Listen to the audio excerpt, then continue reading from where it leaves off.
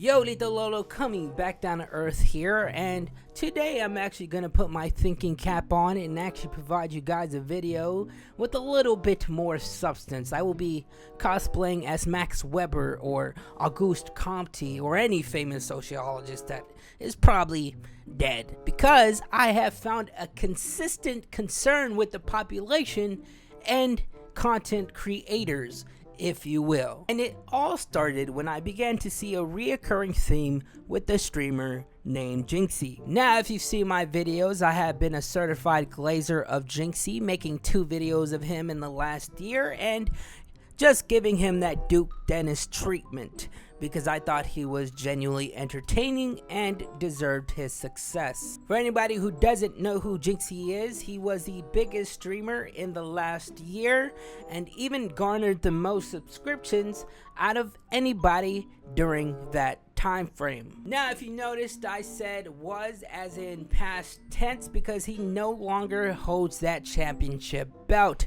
He is now second in most subscriptions behind Kai Cenat and third overall behind Kai and Queso. And I know what you're thinking, man, Lethal, that's actually not that bad. And you know, you're right.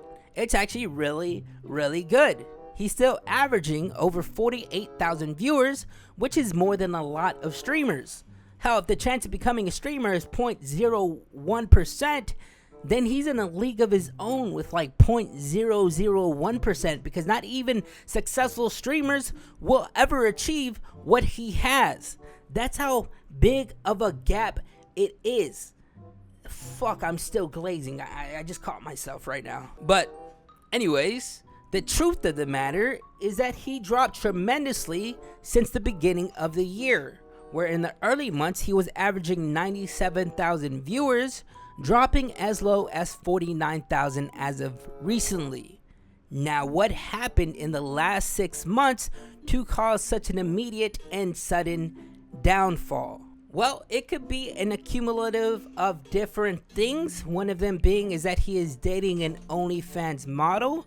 Now, for some reason, from what I've noticed, is when a male dates a woman in the field that involves promiscuity, if you will, they usually lose a level of respect from the male population. It's a weird psychological stigma, but it's definitely a sentiment that is usually universal. You know, I don't know if the patriarchy has something to do with it. I don't know. You know, but his fans, when they found out about his relationship, weren't too happy, which was his first strike. His second strike came when he became unreliable and disloyal to his community by providing them with false hope and promises that he couldn't uphold, just like a deadbeat father telling his children that he's going to pick them up, and now they've been outside for hours with a suitcase with no sign of dad. Because there has been streams that Jynxzi has promised his chat but never actually went through with them, causing major distrust and separating his chat and him even further. Examples of this is him attempting to do a 24-hour stream, but ending only after 5 hours.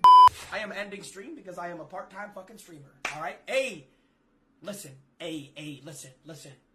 I know you guys are gonna be mad that I'm canceling the 24-hour stream, but listen and let me cook. Don't get mad. Don't call me fat. Don't call me a vapor. Another is him promising his fans an Elden Ring marathon, similar to the Kai Cenat Elden Ring marathon, where he doesn't end until he finishes a game. And if you've noticed the theme here, he obviously doesn't finish and ends only after 48 hours. Chat. I'm a quitter. I'm a quitting piece of shit. 49 hours in. Elden Ring has broke me as a man. I'm broken down. Now, because of this, he has left distaste in some people's mouths, which kind of wounded his image. And at this point, the most minor inconvenience can damage his reputation. Hell, you can blow on him, not like that, and he'll topple over, which will negatively impact the population's perception that they have of him, which unfortunately for him happened after this meme. I just said some dumb shit. I did not expect you to hot drop that. broke off like an iPad kid. All right. Now, for those of you guys who aren't too keen with streaming and don't know what happened in this clip, I'll explain it to you. What Jynxzi did in this clip was clip farming. Now, what is clip farming, you might ask? Well, clip farming is when a streamer intentionally tries to make a viral clip. Now, this is pretty normal in the world of streaming, how everybody does it. But the issue with how Jynxzi approached it is that he was forcing the clip. Because as you noticed, he coughed, and without even looking at the chat, he says the iconic line, which is cringe. It's similar to when somebody slow rolls in poker or something like that. Because it's okay to clip farm, but you can't let anybody know that you're doing it. It's a corny move. It's like Ninja trying to force the taper fade meme, for example. What's crazy is that low taper fade like meme is, dude, it is still massive. So what happens here is that people start to make fun of him for it. And what's worse than people dragging it is your fellow colleague streamers dragging it as well, which is exactly what happened when the new FaZe Clan members started to regurgitate the meme to their audiences. Max strokes around like an iPad kid. Alright. Why are they spamming comedy Why did you stream, finish bro? the joke for me, bro? Now, why is this bad for Jynxzi's image? Well, it's because of the narrative. The narrative. Let me explain that further. Why do you think Kendrick Lamar won the beef with Drake? Many people would say it's because he made better music, he was more strategical, but in the end, what it ultimately led down to was the narrative that Kendrick Lamar made the masses believe about Drake. He legitimately made people believe that Drake was a predator. That was his narrative. Similar to how Drake tried to write his own narrative about Kendrick abusing his wife. It's what you can make the population believe. Now, is Drake an actual predator? While there is no factual evidence that indicates that he is, there is just enough evidence that can allude to that conclusion. And that's pretty much all the people needed to switch up on Drake. Just like one of Machiavelli's ideas, and this is important, people are unreliable and can change their minds. We're fickle.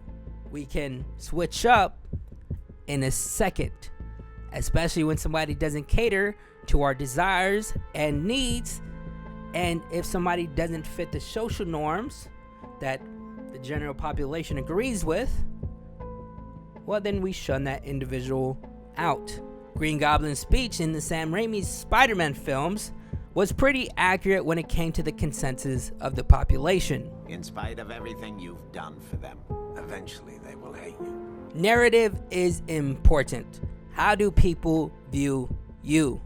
Especially as a content creator in this ever-changing climate where 1 second you're loved and the next second you're nobody.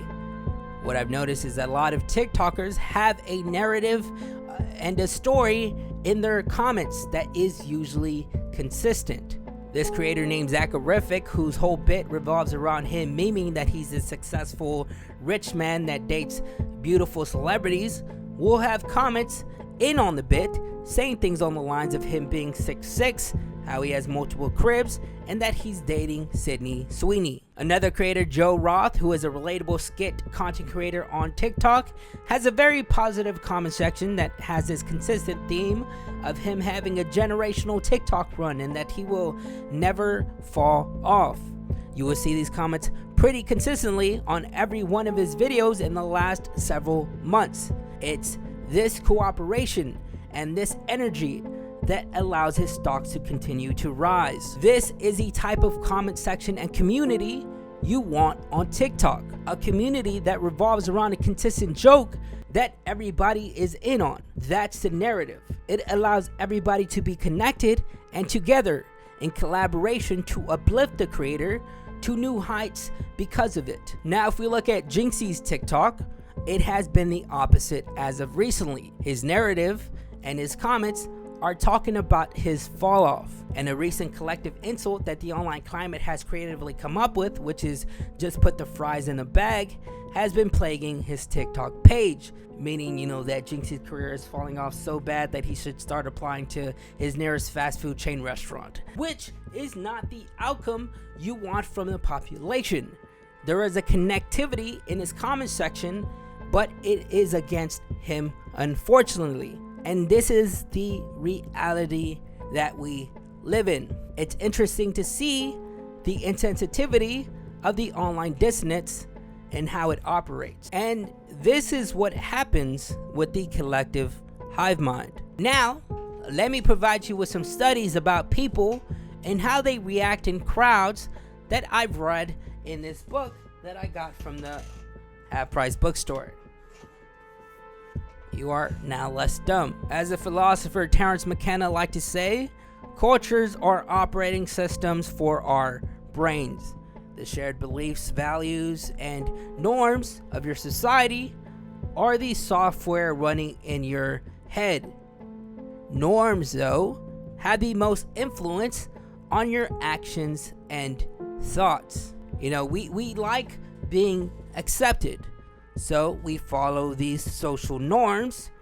But to get even deeper than that, we as human beings have the tendency, when we are in groups or crowds, to de-individualize ourselves. Examples of these is when a woman in 2001 was attempting to unalive herself off of a bridge.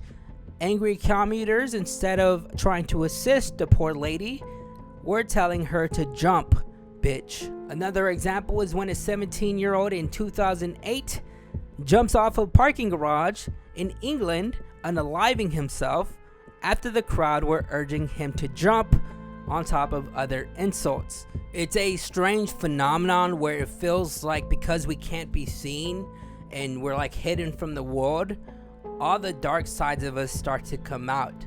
We start to lose our individuality, who we are or who we think we are, because free will doesn't necessarily exist as much as you think it does. Another thought-provoking experiment to enhance the reassurance of this concept is when a psychologist named Philip Zimbardo had female college students deliver painful electric shocks to other female students, where half of them were given big hoods and number tags to conceal themselves, while the other half were exposed with name tags. And if you could guess, the ones who were concealed were shocking everybody twice as much as they needed to. They were just fucking letting loose, while the other half were very hesitant on shocking anybody. Interesting. So why am I saying this?